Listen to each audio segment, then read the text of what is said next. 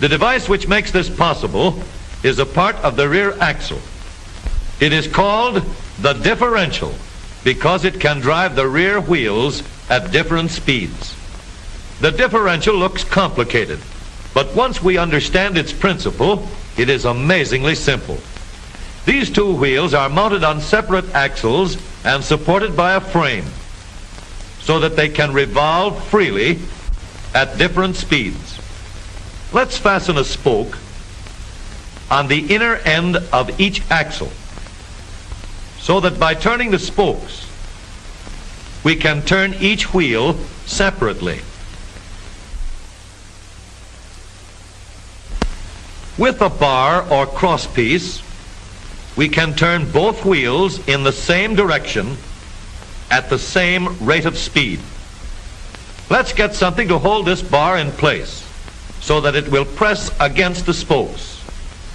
Notice that this support is not locked to the axle. It turns freely. Now we can spin the wheels by rotating the support. This is fine as long as both wheels are able to turn at the same speed. But let's see what happens when we go around a corner. With this arrangement, we cannot drive one wheel faster than the other. And if we stop one wheel, the other wheel won't budge. Let's put this bar on a pivot so that it can swing in either direction.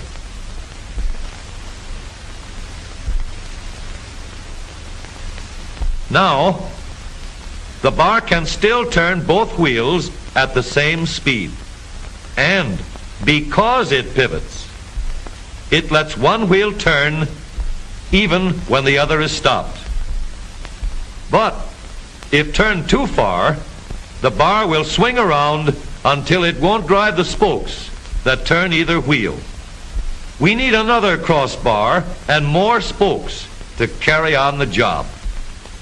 When we stop one wheel, the crossbars will continue to push the spokes of the free wheel around. As long as both wheels are free to turn, the bars do not swing on their pivot, and the wheels move at the same speed.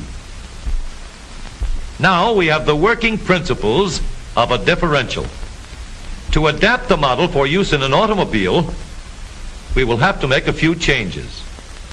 In order to reduce the jerky action caused by wide spaces between the spokes, we will put in more spokes.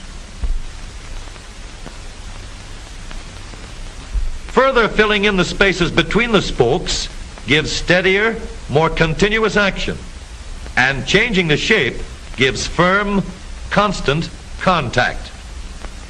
Now we can make the gears thicker and stronger, and we have differential gears. The edges are cut so that they will fit together more smoothly and silently, and another gear is added to share the work of driving the axles. The principle is the same. In order to turn the support and drive the wheels, we can fasten a large gear here, connected by a smaller gear to a source of power.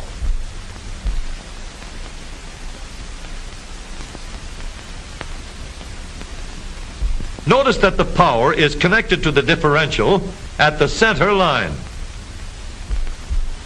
We can make our model more compact by moving the gears closer together. When we put our differential in an automobile, we have to leave room for the drive shaft, which carries the power from the engine. We may build the floor of the car above the drive shaft. But if we do, we won't have much room inside unless we make the top of the car high too. Of course, we could lower the floor and ceiling, but the drive shaft would be higher than the floor. This would have disadvantages. A shaft in the middle of the floor of an automobile would be inconvenient for passengers and would be awkward for carrying luggage. Today, engineers have found a way to make the car roomier and closer to the road without a clumsy shaft above the floor.